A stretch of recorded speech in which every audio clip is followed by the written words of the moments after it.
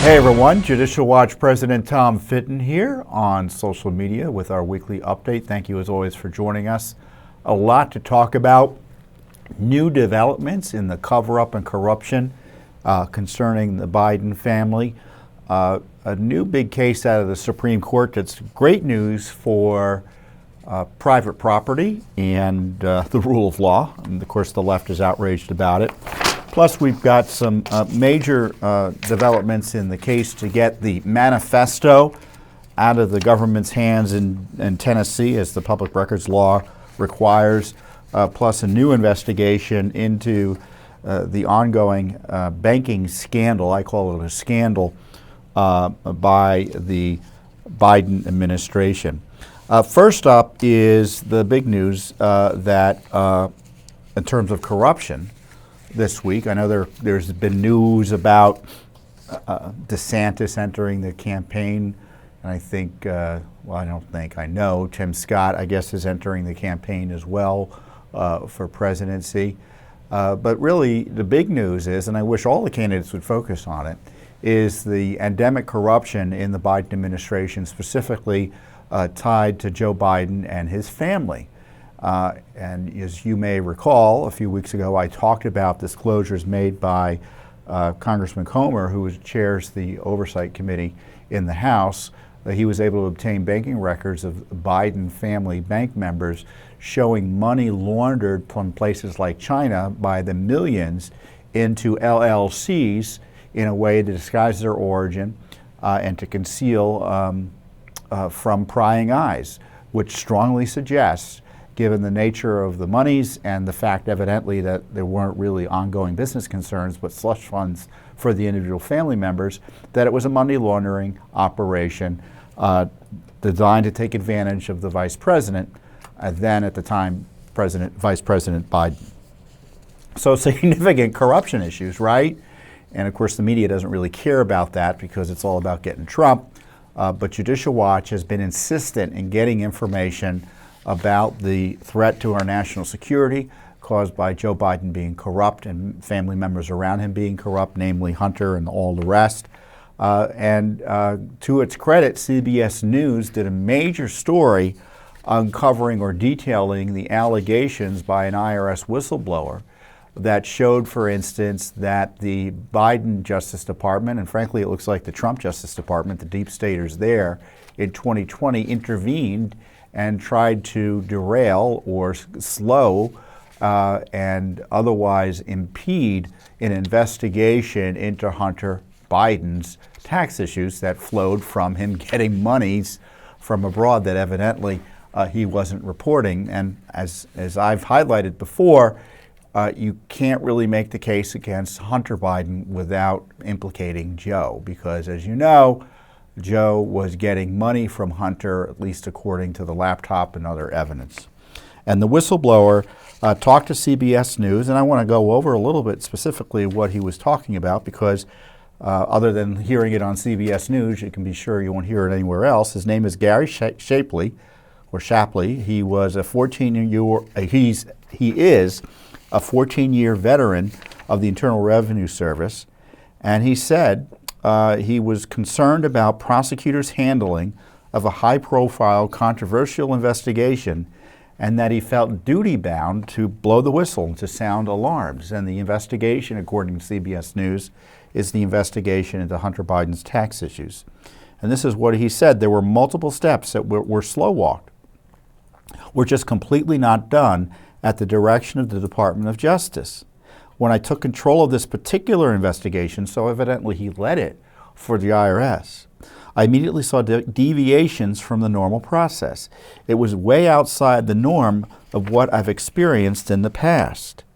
And again, these accusations come more than 3 years. Frankly, it's probably longer than that in terms of how long Hunter's been targeted, into an investigation into Hunter Biden that's been conducted in Delaware by a U.S. attorney appointed by then President Trump, but who now answers to Garland, and held over by President Biden to avoid any appearance of political bias. Well, it's still the Justice Department, and having a U.S. attorney in the middle of nowhere with the attendant resources or minimal resources pretend to investigate the president's son while obviously ignoring all sorts of other compromised individuals, including the president, doesn't resolve political bias, that's for sure. Shapley told CBS News he became increasingly concerned about measures being taken that he said appeared to shield the target of the investigation, as I said, which CBS News independently confirmed as Hunter Biden. Each and every time, it seemed always to benefit the subject. It just got to the point where the switch was turned on and I couldn't silence my conscience anymore. Now, he's a supervisory special agent with the IRS's Criminal Investigations Department, currently overseeing a team of 12 agents who specialize in international tax and financial crimes. Previously, he was an officer with the National Security Agency's Office of the Inspector General. He was assigned to a sensitive investigation in January 2020, again, the beginning of the campaign. And within months, he said he grew concerned about how the Justice Department was handling the investigation. For a couple of years, we've been noticing these deviations in the investigative process. And I just couldn't, fathom that the DOJ might be acting unethically on this. So he blew the whistle. Evidently, he's told Congress, he told the Treasury Inspector General for Tax Administration, which is the IG in the IRS, and the Justice Department's Inspector General. And evidently, he said that Garland lied when he testified. It's unclear what the lies were about, but that's what people are presuming. When I saw the egregiousness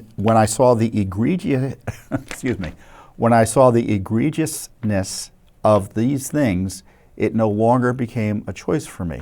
It's not something that I want to do, it's something I feel that I have to do. And this is my experience and Judicial Watch's experience with whistleblowers. They just can't remain silent in the face of misconduct. They're patriots. They follow the rules of the agencies while others break the rules.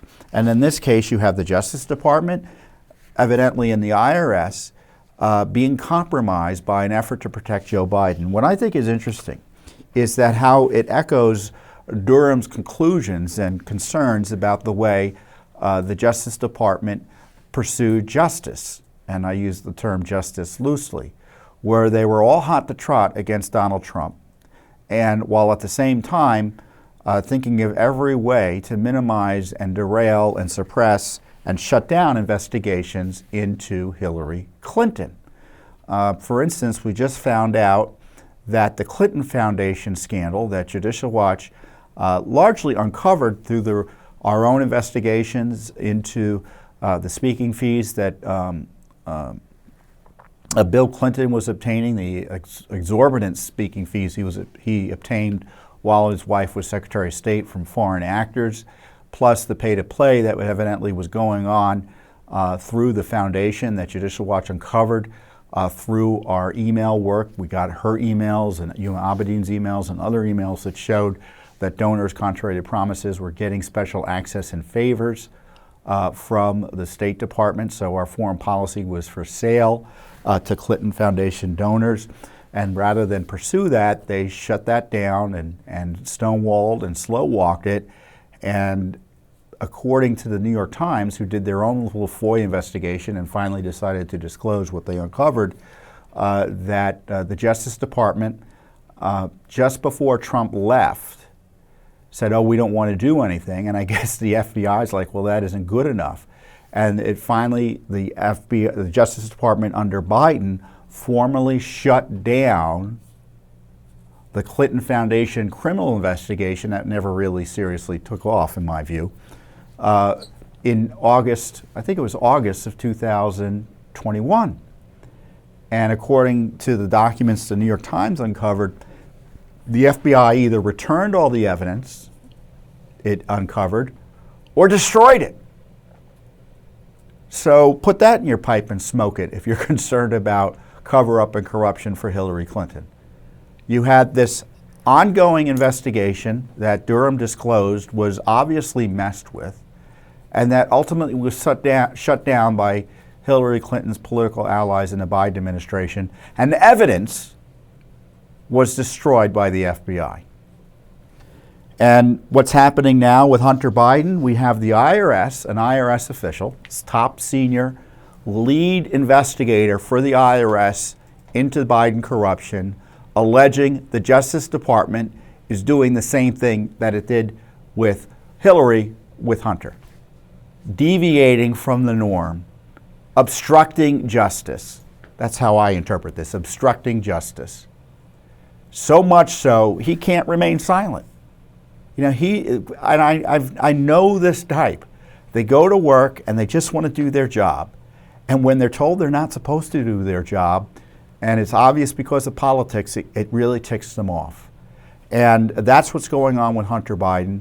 And so now we have evidence that the IRS and the Justice Department worked to protect Hunter Biden in 2020. Again, more election interference, and are still working to protect Hunter Biden and by proxy Joe Biden in the run-up to the 2024 election, which is exactly the sort of scenario was laid out with by Durham with Hillary Clinton, who was treated, as the Durham report discloses, with kid gloves, while Trump was targeted with unprecedented spying and abuse based on knowingly false information produced by Hillary.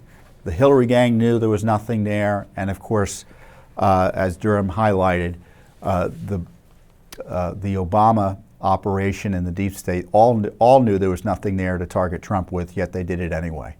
And it's happening again. Hunter's being protected while Trump is being targeted. And as we were talking about recently, and you may have seen in the news, it's highly likely Trump is not only going to be, he's already been indicted in New York on fraudulent and pretextual basis.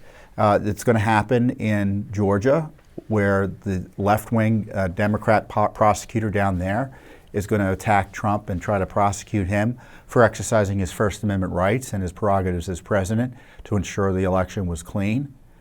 And the same thing's going to happen up here in Washington, D.C., where partisan prosecutors under Joe Biden are going to, in an unprecedented fashion, prosecute Trump over a manufactured document dispute for which they had any legal basis to harass him on.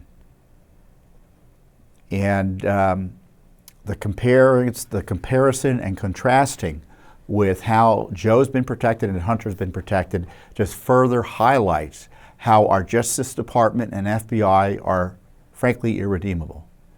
And the IRS, no one's ever trusted since the Tea Party, and it goes before that. The IRS has regularly been used by presidents to target their political opponents. And some of that targeting means also going after one while protecting the other. And obviously that's been going on here with Hunter Biden. And I would just call your attention to and try to tie it for you to the ongoing fight about the debt limit, right?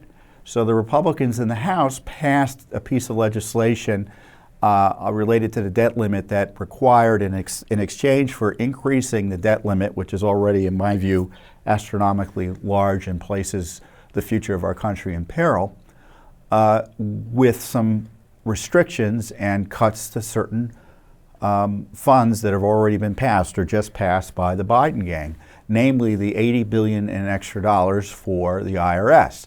And based on what at least the New York Times is telling us, McCarthy is going to agree or plans to agree to only $70 billion for the IRS as opposed to $80 billion for the IRS. So this is at the same time the IRS is implicated in protecting Biden in a corrupt fashion along with the Justice Department. And, you know, the Republicans, hapless as they often are going to just not only fund them, but add money to their ability to abuse the American people. You know, so that's the frustrating thing here. And I would suggest, you know, to bring this all together, that in the least, because this debt fight is tied to government corruption, because a lot of the monies that everyone's begging Congress to fund would go to this continued abuse of the American people, either through censorship or the harassing Justice Department investigations of Trump and other innocents. that you call your members of Congress and say, in the least, we need to cut money. I mean, that's the conservative thing to do, and frankly, it's corrupt to spend money you don't have in a way that is guarantees corruption and fraud. But also to tie this debt limit and whatever the outgrowth of that fight is to curtailing abuses by cutting funding of government abuses. Believe me, I've raised this directly with members of Congress, and what they say is, yeah, I agree, but we'll try to do it in the appropriations process. We wanted to do it in a debt limit, but there's probably not enough votes there, and it's just I get the runaround. And I tell you, if enough people call and make their concerns known, I think they'll take it more seriously. So I encourage you to call Congress and the House of Representatives at 202-225-3121, 202-225-3121. And this debt limit fight, which in many ways is kabuki theater, it's a manufactured crisis by the Biden administration, that if we're going to have a debt limit increase, in addition to doing something fiscally responsible, they should do something that curtail government corruption and stop funding it, make it clear that they don't want to fund it as it relates through the debt limit negotiations, and subsequent to that through appropriations. Because there's urgency here, because right now they're planning to jail Trump. Right now, abusively, they're censoring you with government money.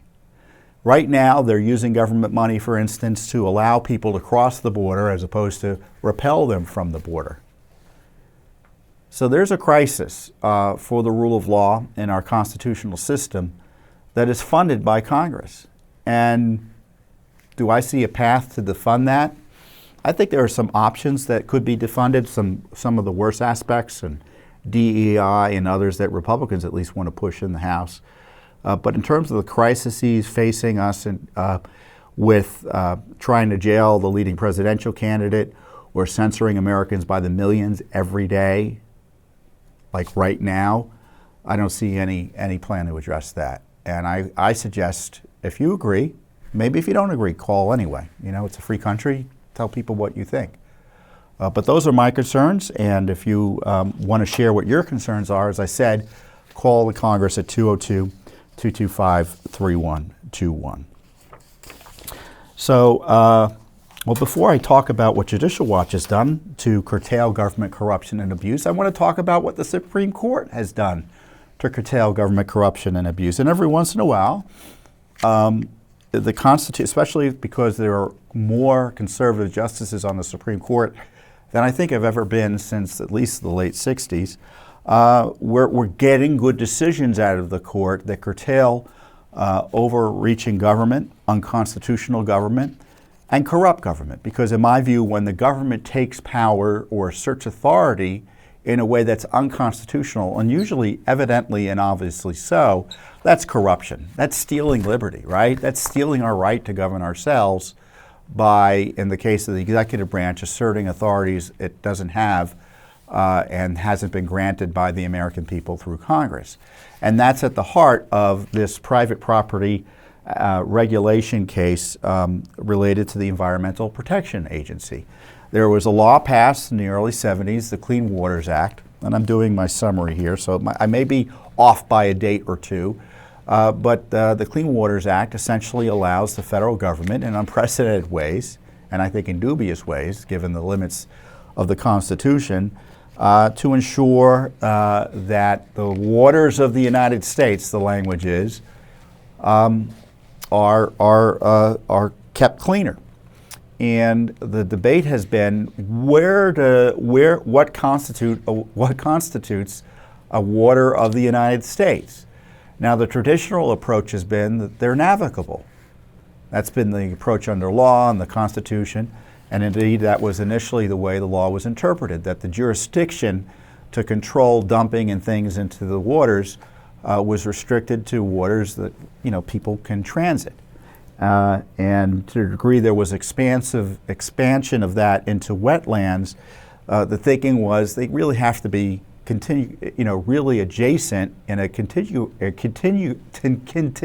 way with the river or lake or whatever that is subject to federal jurisdiction. But of course that wasn't enough for the deep staters and the left-wing radicals that wanted to expand authority under this law to effectively, as the court highlights in this case, to cover virtually, as I will say here, let me see, puddles, swimming pools. Those are, no. Those aren't covered. They admit that maybe swimming pools aren't covered. But virtually every other so-called wetland or dry land in the United States would be covered. And in the sense covered meaning potentially you would have to go to the EPA before you did anything substantial, and the EPA would have to decide whether you could do it or not. And you can just imagine the cost of such the process. And the case in this instance is something I think worth sharing with you, because it shows you that this government corruption isn't just like a constitutional debate. It's something substantial that affects everyday Americans. And the case here was on behalf of the Sacketts. And Justice Alito, who wrote the majority opinion, describes the issue here. And I'll describe it, I'm going to quote from it. And I encourage you, by the way, to read the opinion. It's Sackett versus the Environmental Protection Agency. We'll provide a link to it. And it's readable. I mean, Supreme Court decisions are generally designed, for the most part, sometimes they can be quite heavy in terms of law, and it's not necessarily easy to figure out, why it's important or understand why it's important. But you often see in Supreme Court opinions, especially ones about important public policy issues, that they're accessible, and the justices go out of their way to make their arguments not only accessible to the lawyers and the courts who have to interpret and apply their decisions, but also to the American people to whom they're also responsible. So Justice Alito describes the case here in really in a way that I think is going to outrage you. Michael and Chantel Sackett has spent well over a decade, I think it was almost 15 years, navigating the Clean Waters Act, and their voyage has been bumpy and costly. In 2004, they purchased a small lot near Priest Lake in Bonner County, Idaho. In preparation for building a modest home, they began backfilling the property with dirt and rocks. A few months later, the EPA sent the Sacketts a compliance order informing them that their backfilling violated the Clean Water Act because their property contained protected wetlands.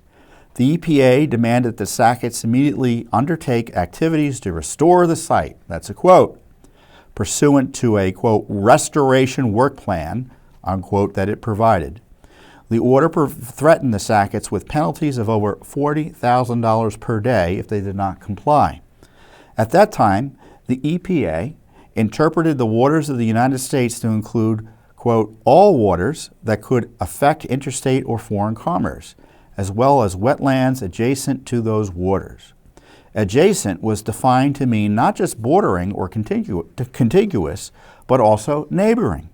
Agency guidance instructed officials to assert jurisdiction over wetlands adjacent to non-navigable tributaries when those wetlands also had a significant nexus to a traditional navigable water. A significant nexus was said to exist when wetlands, either alone or in combination with similarly situated lands in the region, significantly affect the chemical, physical, and biological integrity of those waters. In looking for evidence of a significant nexus, field agents were told to consider a wide range of open-ended hydrological and ecological factors. According to the EPA, the wetlands on the Sacketts lot are adjacent to, in the sense they are in the same neighborhood as, what it described as an unnamed tributary on the other side of a 30-foot road. That tributary feeds into a non-navigable creek, which in turn feeds into Priest Lake, an intrastate body of water that the EPA designated as traditionally navigable.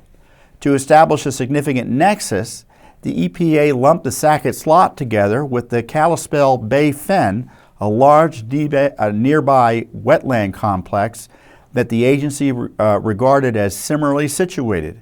According to the EPA, these properties taken together significantly affect the ecology of Priest Lake.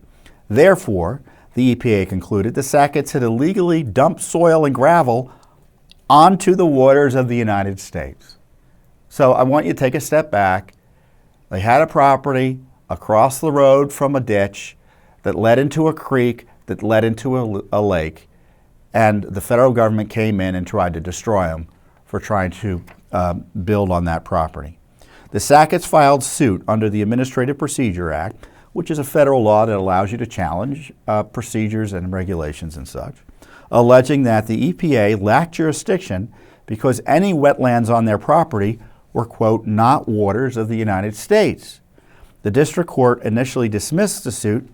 The district court is the federal court that you first sue in, reasoning that the compliance order was not a final agency action, but this court ultimately held that the Sacketts could bring their suit under the EPA. After 7 years of additional proceedings on remand, so I want you to think about this. They lost in a district court. They went up to the Supreme Court again, and the Supreme Court said no, they have the right to sue at this time. So it gets kicked downstairs, and it's 7 years of additional litigation. The district court, again after 7 years, entered summary judgment for the Environmental Protection Agency. The Ninth Circuit, the appellate court, affirmed, holding that the Clean Waters Act covered adjacent wetlands with a significant nexus to traditional navigable waters, and that the Sacketts Lot satisfied that standard. And we granted cert to decide the proper tests for determining whether wetlands are waters of the United States. And thankfully, every justice of the Supreme Court agreed the Sacketts were right. So it's 9-0 in favor of the Sacketts on the judgment. But as to the reasons for the judgment and the subsequent precedent of the decision, the court was split 5-4. Unfortunately, Justice Kavanaugh wanted to agree with the EPA's analysis with 3 other liberals on the court. Not that Kavanaugh typically is a liberal, but in this case I think he was wrong. And Justice Alito wrote the majority opinion that found as follows. The Clean Waters Act, use of waters, refers only to geographical features that are described as, in ordinary parlance, as streams, oceans, rivers, and lakes, and to adjacent wetlands that are indistinguishable from those bodies of water due to a continuous surface connection. To assert jurisdiction over an adjacent wetland under the CWA, Clean Waters Act, a party must establish first that the adjacent body of water constitutes waters of the United States, i.e. a relatively permanent body of water connected to traditional interstate navigable waters, and second, that the wetland has a continuous surface connection with that water, making it difficult to determine where the water ends and the wetland begins. And that's the new law of the land. And the EPA and the left are furious that the 5-justice majority ruled in favor of common sense and restricted the government's right to regulate virtually every piece of private property in the United States of America if they so chose. I mean, this was the difference between, you know, we've all been, I'm sure you've been in and can envision being on a body of water and seeing an adjacent wetland where it gets reedy and swampy and marshy, and you kind of recognize, well, that's not necessarily the river, but it's connected to the body of water that you're traversing. But for the EPA, they would, go 150 miles away and try to tie the wetland there that isn't necessarily wetland, because they define wetlands to include lands that are quite dry, by the way, was connected somehow to the body of water you're on. And so the left is furious that their power grab, their effort to abuse the authorities granted to them by the American people to hijack private property and control of private property effectively has been derailed. Now, in theory, it might be changed by congressional action. I don't think there's going to be votes to allow the EPA to expand jurisdiction over every puddle in the United States, but the left has little limits as to what they consider appropriate for federal jurisdiction. But it's great news on behalf of the American people here that this decision, this 5-4 decision, has vindicated the private property rights not only of the Sacketts but every other American citizen who faces destruction from the EPA because they fill in dump dirt on a backyard that gets damp a few times a year and is across the road and down the way from a stream that enters into a lake, or a ditch that enters into a stream that enters into a lake. I mean, that's not the way the government's supposed to work, and you shouldn't have to worry and ask the federal government for permission to exercise your private property rights the way the EPA envisioned. And thankfully, the Supreme Court came up with this common sense approach here. And of course, the left is pretending to be furious. They knew they were on thin grounds. They knew they were on thin ground here. And so they're going to be using this and expect them to use this as another excuse to try to pack the court and destroy our constitutional system. So to remind you, when you hear court packing, think of just having Congress add new justices to the Supreme Court until they get enough justices that they like that will overturn prior decisions or install new interpretations of the Constitution that they like. And then what happens is the next party comes in, installs a bunch of new justices on top of that to further pack the court to fix the last court packing. And before you know it, you have a Supreme Court that has dozens, if not hundreds of people, and you have a Supreme Court that is as political as a congressional committee. And that's the end of the rule of law in our nation.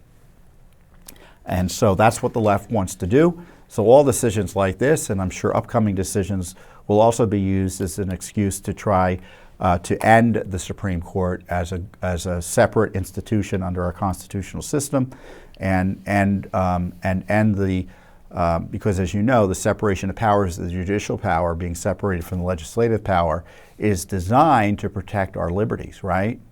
That's why the left hates separation of powers, because they want all the powers, the executive, the legislative power, and the judicial power, to be in one entity that they can control.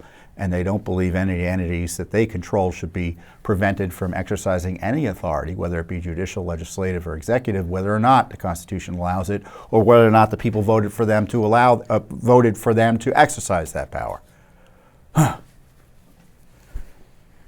And even worse, the left has been advocating for lawless and dangerous and in my view, potentially deadly.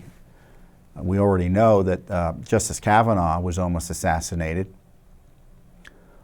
with these illegal protests outside the homes of the justices. So you could expect more of that. Coming up soon out of the Supreme Court are going to be key decisions, I think, which are going to be quite favorable to those of us who want a colorblind constitution that will outlaw admissions policies, which should have been outlawed decades ago, that give certain races a leg up in admissions policies that are discriminatory.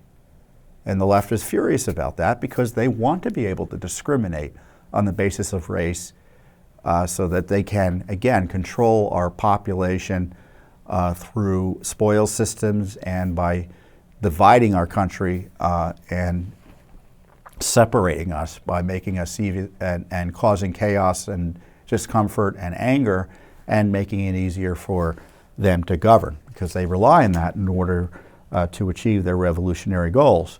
So expect vicious attacks on the Supreme Court when that happens next. And Judicial Watch has been key and persistent in trying to persuade the Supreme Court to change their position and fix the law there. And I think we're finally going to be successful, along with many others who have been laboring in the vineyards for decades, to try to restore the idea that when the law is applied and it ought to fairly apply to all races equally and not treat some races better than others as a matter of course. So be prepared for the deluge when the left loses that one, either next week or in the weeks following. So a lot going on. And one of the, we were talking about the IRS scandal and the Biden corruption scandal, but we're not, just going to rely on whistleblowers coming forward or Congress exposing what happened to try to get to the bottom of this, because we think the more people asking questions and demanding accountability, the better.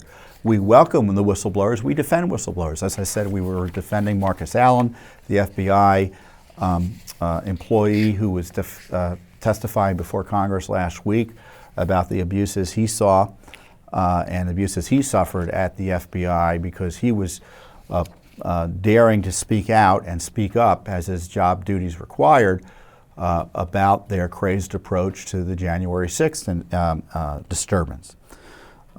That's great. So we represent the whistleblowers. Congress is doing more than it has previously in many ways to uncover some of this government corruption. We talked about earlier how James Comer highlighted the family corruption of Joe Biden by exposing these monies coming in from foreign sources to be laundered through secretive LLCs that he was only able to uncover thanks to persistent investigations and subpoenas to banks. That's great. So Judicial Watch is also the independent watchdog, because Congress isn't perfect, I don't need to tell you, and we often do more than Congress to uncover government corruption. And in this case, we're pursuing leads that Congress has talked about to figure out what's going on for real by suing separately and apart from Congress. Congress rarely sues to uncover these corruption documents specifically related to Biden. And in this case, we sued the National Archives for records from back in the day when Joe was vice president for family business records tied to Joe Biden. And we began the process in February this year, and the archives told us they've got records, but they don't want to give them to us. And I'll tell you the circumstances. We filed the Freedom of Information Act against the archives for Biden family records and communications regarding travel and finance transactions, as well as communications between the Bidens and several known business associates. So we saw what Congress was pursuing. We said, well, we need to ask those similar questions. The lawsuit was filed after the National Archives have yet to produce any records in response to our request in February this year for records or communications from former Vice President Joe Biden regarding, and I'm going to read this because the list is well worth listening to, and you can go ahead and use your search engines and internet to find out more about some of these names. You'll be interested to know what they're up to and what they've been implicated in. Any communications with Robert Hunter Biden, the infamous Hunter, James Brian Biden, which is Joe's brother, his other brother Francis William Frank Biden, or Sarah Jones Biden. I think Sarah Biden is married to James, so it's a sister-in-law. Between January 20th, 2009 and January 20th, 2017 regarding any international or domestic travel, any international or domestic financial activity, including but not limited to banking and financial institutions, overseas bank accounts, credit card companies, bills, invoices, fees, arrangements, financial arrangements, payments, wire transfers, contracts, QuickBooks, financial spreadsheets, business proposals, office or residential leases, rent payments, real estate transactions. Any communications with the Biden family members I noted regarding the following individuals or companies: Devin Archer, Jiki Bao, Tony Bobulinski, who was one of the whistleblowers, Jeffrey Cooper, Catherine Dodge, Gangwen Dong, James Gillier, Patrick Ho Chi Ping, Vuk Jeremy, V-U-K, Vuk, I think it's his name, Zhang Jingjun, Yi Jingming, Jonathan Lee. I think I've been, thanks to the coming war with China and Joe Biden's corruption, many of us become able to pronounce Chinese names we otherwise would never have been able to pronounce before. You see them enough and you hear them enough, you can figure out how to pronounce them. Jonathan Lee, Joan Mayer or Jonathan Pugh, P-E-U-G-H, Francis Person, Vadim Pojarsky, Eric Sherwin, Robert Walker, Mervyn Yan, Nita Madhav, Mai Giteri, Any I was reading this as a person's name. It's actually a company's name. The infamous Metabiota, Rosemont Seneca, Hudson West, Owasco, another company, Bohai Harvest, what is this other one? Skaneates, Skaneateles.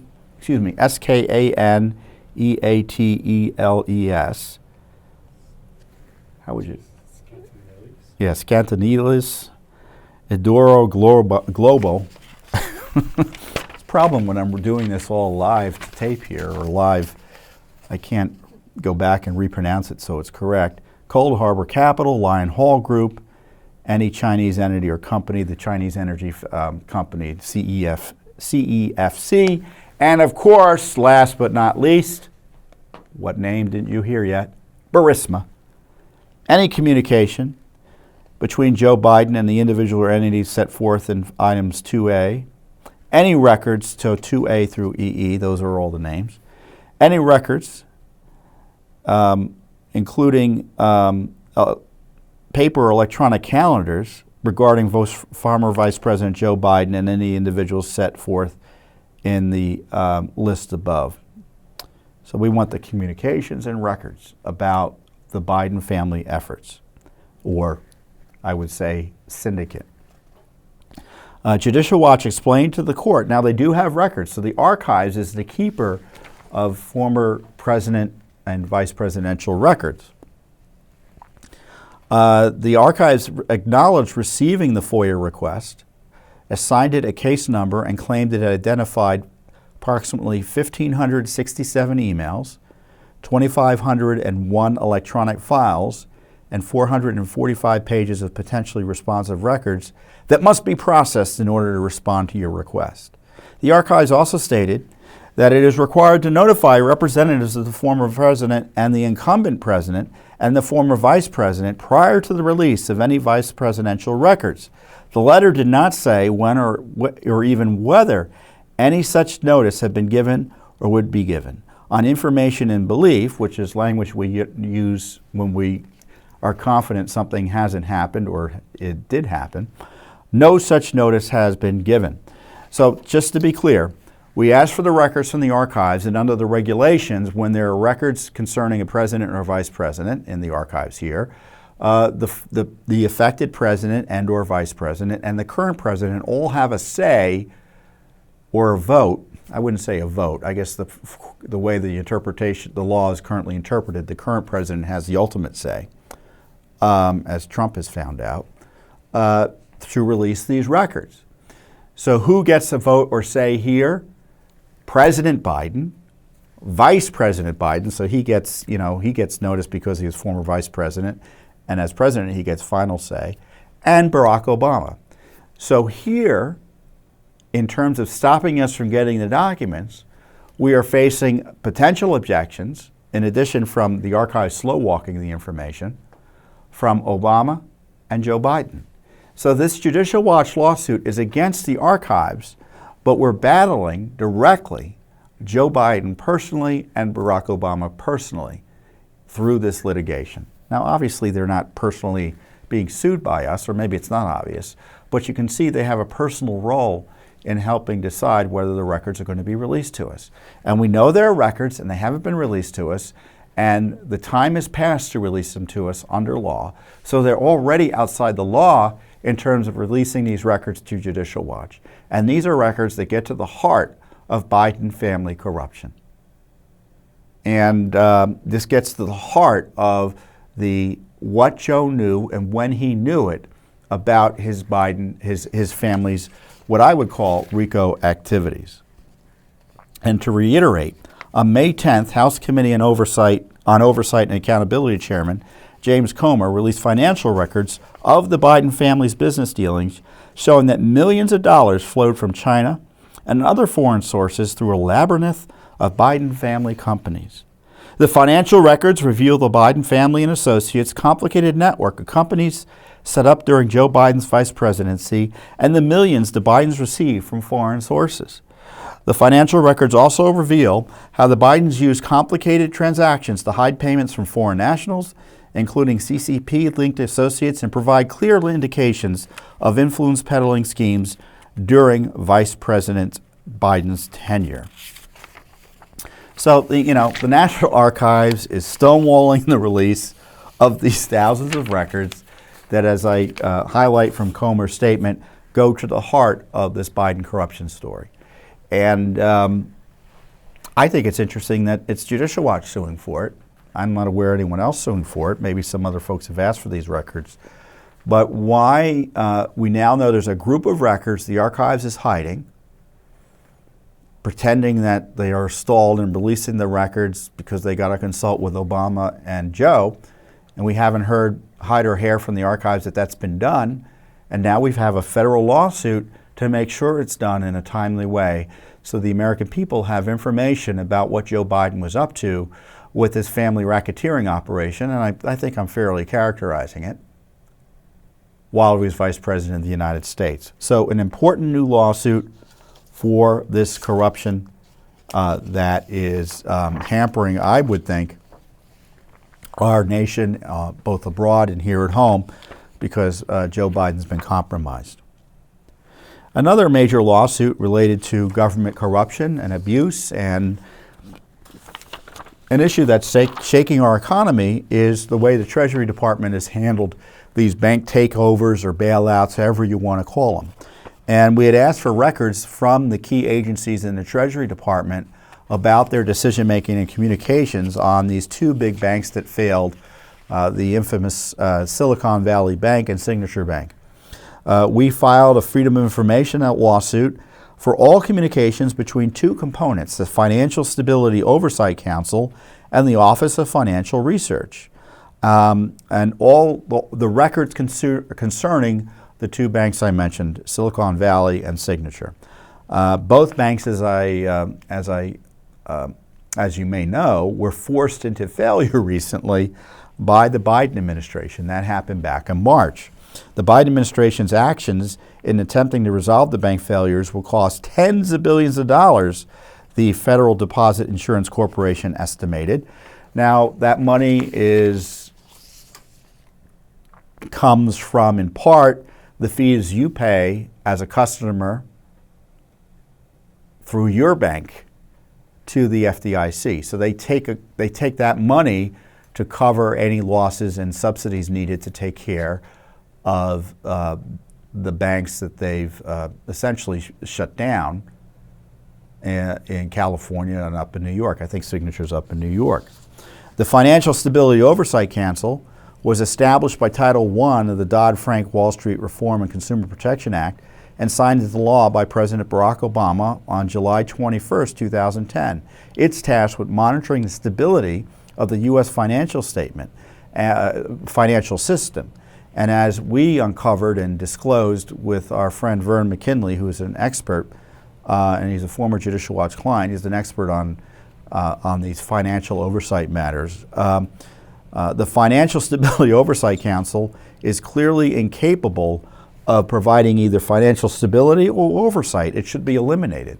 So I have a feeling we're going to find some haplessness in the least here in terms of their management of banking issues and regulatory issues that required government takeovers or bank bailouts. On April 26, House Financial Services Committee Chairman Patrick McHenry, along with Bill Huizenga, who is the subcommittee chairman on the Oversight Committee, and I guess there was another committee chairman, Andy Barr, sent a letter to the Treasury Secretary, Janet Yellen, demanding it provide information previously requested more than a month prior from its meeting immediately following the collapse of the Silicon Valley Bank. So, this Oversight Council met, and Yellen runs it, I think, as chair, and, they couldn't get records to Congress, and they're ignoring Congress. So it's not just Judicial Watch that's being stonewalled, Congress is being stonewalled as well. Now, the Office of Financial Research was created to promote financial stability by delivering high-quality financial data, standards, and analysis in support, again, of this other agency and other oversight regulatory bodies. Now, in its 2022 report to Congress, that office stated that it found overall threats to U.S. financial stability were elevated compared to last year. The 2022 report discussed how the systemic risk landscape was elevated as financial institutions face more uncertainty from rising inflation, tight credit conditions, and the geopolitical landscape. So we want to know what else they warned about, either formally or informally, about this bank or these banks failing. I'm convinced these banks, quote, didn't have to fail. I'm convinced the decision to take them out were political. There were issues being faced in California that the Silicon Valley Bank. It doesn't mean, a bank failing doesn't mean everyone involved loses money. It means some people involved lose money. Under our system, if you have accounts that are under $250,000 or so, you're protected. Well, the Biden gang came in and decided to protect people who had accounts in the hundreds of millions of dollars. So that was a bailout, and it was at the behest, I think the reporting shows, by Democrats. So what I think we're going to find in some of these FOIA responses is they didn't know what they were doing. They really weren't monitoring it. They didn't know about it until it became too late. And they didn't decide to do anything, not because they did a coherent economic analysis of the systemic risk of these banks. They don't know what, especially banks of this size, whether they're a systemic risk or not. But there is a systemic risk to the political system if favored political banks, or in the case of Signature Bank, a disfavored bank, are allowed to continue to operate without backup support from the feds. Now, in the case of Signature Bank, if I recall correctly, it was Signature Bank that Barney Frank was associated with, the former Democrat member of Congress who was a big critic of banks. Now he's on the board of banks. And Barney Frank said, this bank probably could have been fine, but the government didn't want them in the business of crypto. So crypto is a disfavored business. So they shut the bank down and used that as an excuse to shut the bank down. So this lawsuit, I think, is going to be very interesting. Massive bank failures induced by the Biden administration have rocked our economic system. The American people deserve to know the details of the costly interventions and government takeovers of Silicon Valley and Signature banks. That Judicial Watch has had to sue for basic information about this banking crisis. It's just two banks. Suggests the Biden administration has something to hide, I'd say. So we'll see what happens here. I just love the fact that we spend billions of dollars of your money. So it's not only your money through the banking system, through fees you pay, and then the banks then pay, or pay on your behalf, and you pay for it whether you know it or not. And of course, your tax dollars are always at risk. I mean, when you say you're backing up virtually every deposit in America, right? I mean, that's trillions of dollars in potential liability. And it's little old Judicial Watch who are asking questions about, well, how did this all come about? What's the theory of the case here? And it happened in 2008 during the last crisis. Judicial Watch was doing the basic investigative work. And it shows you how decrepit this city is, that these crises emerge. Tax dollars are spent by the tens of billions. Risks and liabilities to the American people are increased by the trillions. And it's little old Judicial Watch who's kind of rooting around in court trying to figure out what's happening here. And, between the debt fight and the banking crisis, we can talk about the cultural war, right? And the assault on our children and the craziness in our schools, critical race theory. But countries can end when you have incompetent and politicized government bureaucrats and elected officials mishandling and abusing their authorities to ruin our economic system, either through inflation, government-caused and worsened banking crises and other situations like that. So our country can fall simply on an economic crisis in addition to all the other crises we're facing at the border and culturally. So as I keep on saying, these are dangerous times, and Congress is looking at it a little bit, but dare I say it, not enough, and certainly the media has zero interest in it, despite money by the trillions being put at risk. That's your money and the money of your children and grandchildren and, frankly, their grandchildren. So Judicial Watch is proud to be the only game in town, practically speaking, when it comes to holding the government to account for these crazed bank bailouts that place every dollar in America at risk. So before I go, I want to talk about also a court hearing we were involved in last week. Judicial Watch represents a former sheriff and a Tennessee firearms group trying to get access to the manifesto of that transgendered murderer who killed 6 innocents at the Covenant School in Tennessee. I think it was last month now. And infamously, the manifesto, which, I don't know if it's a manifesto per se, but it's records and notes the person made, I think they were found in her car, that haven't been released yet. And there's really no good reason for not releasing them. So they've been stalling, and the theory is that they don't want to release it, and there's been hesitancy politically to release this information because the murderer was a transgender extremist, and that it doesn't hurt. It hurts the narrative that the left is pushing with their transgender extremists all being victims as opposed to perps. And so Judicial Watch, on behalf of our client, sued. Media entities have sued, and frankly, others have sued to come in and intervene. The school has come in and intervened. They're granted intervention. The parents have come in and been granted intervention. And I thought we were going to get some decisions last week, but we didn't. So they've been, the parents are taking the position that a lot of this shouldn't come out. And I don't think they're right. I don't think the law allows them to intervene like that. But we'll see what the court does. But I think we're going to get a decision on June 8th. But the whole point is it's a much more complicated freedom of information or open records case down there in Tennessee than I think anyone anticipated going into it. And it's basic information. And it's unfortunate that it's turned into, the big case it has turned into, which suggests that the records at issue are important for the public interest. And what is the public interest here, in addition to the kind of how it reflects on the transgender extremist debate? But you have a lot of gun issues related to this. Tennessee, there's been a push for more anti-Second Amendment restrictions in response to the shooting. Well, these records could reflect on whether more or less gun regulations would have been helpful here. Security at the school, we might have some more information on that, whether we need more more security officers at all schools. These records may reflect on that.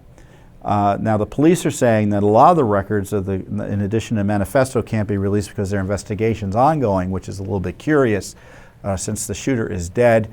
And they, according to the records they filed and affidavits and declarations they filed with the court, well, they said, well, we think she's the only one, but we're not sure, and they might need a year to release all the key information. Well, we don't obviously think that's right. But there were some more writings that they obtained, for instance, from her home that aren't, quote, part of the manifesto that they don't want to turn over at all, at least for another year. And there's some other records, that may or may not be, releasable under the law, but, need to be reviewed by the judge, which is going to review the judge. The judge, to her credit, is going down to the police department, I think on Monday or Tuesday. I think it's Tuesday. I think it's next week. And she's going to look at all the documents directly. So I appreciate that hands-on approach. But we'll see what happens. Now, she has the manifesto, so she already has that, but she doesn't have the full investigative file that we're also asking be released. So it's been quite the fight. And my colleague, our Judicial Watch attorney on the case is Russ Nobile. He's been down there, dealing with all of this. So it's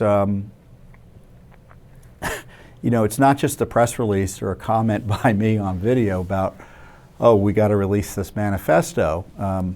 Where it means to get the manifesto release requires a lot of heavy lifting in court, and it's not easy and it's not pleasant, because we're dealing with some very emotional issues, obviously related to the shooting of these children and the other 3 adults who were murdered. But the law requires these records be released, and the court, I think, was whether she was right to let everyone come in and have a say, or is one thing. But if the parents come in and they say they want to participate, it's going to be hard for any court to say no. But we've got to get this manifesto out, and I don't see any lawful reason to withhold it. And I suspect that we ultimately will get the manifesto. But it's going to be because of a lot of hard work and legal and legal drudgery. I guess drudgery may not be the right word, but a lot of legal work by our team, our legal team. So even a little FOIA in Tennessee requires significant resources to get the full truth for the American people. So we're proud to be able to do it, and the reason we're able to do it is with your support. So. Well, I can't leave without acknowledging the upcoming celebration or recognition of our those who died on behalf of our freedoms through Memorial Day. Memorial Day is a special day for me because the original Memorial Day, it's celebrated, the government makes it celebrated on Mondays, but May 30th is traditional Memorial Day, and that's my birthday. So Memorial Day has always been special for me. And here at Judicial Watch, and I'm sure you're all activists, and many of you have family members who have served in the military. And the idea that anyone has died defending our freedom in the military is something that is just awe-inspiring for those of us who are still here, isn't it? And I can tell you, the least that Judicial Watch can do is to vindicate their sacrifice by making sure that the government and the constitutional system in the nation that they died defending is the best that it could be under the law and standard notions of ethics and morality. That we still have freedom, that American citizens are able to exercise the freedoms protected for them in our Constitution, and of course their divine rights, their rights divinely granted, I should say, are able to be exercised as well, irrespective of whether they're in the Constitution or not. And so, those patriots who died for us, we recognize on Memorial Day, we celebrate their sacrifice, but I hope it's a time for us all to reflect whether we're living up to their sacrifice and whether we're doing what we can in our various walks of life to make their sacrifice worthwhile. And if we think about it one day a year, it's better than never thinking about it at all. So I trust and I think that Judicial Watch, I sleep easily thinking that, well, I think we're doing a good job trying to honor their sacrifice. And I think many of my colleagues would agree. Everyone can always do better and more. And that's, I think, what we should all endeavor to do. If you're doing great work on behalf of the country to honor their sacrifices, those who gave their lives defending our country, that's great. But also think about what else and more you can do. And I know that's what we think about here at Judicial Watch all the time as well. So I wish you a safe and blessed Memorial Day, and I'll see you here next week on the Judicial Watch Weekly Update. Thanks for watching. Don't forget to hit that subscribe button and like our video down below.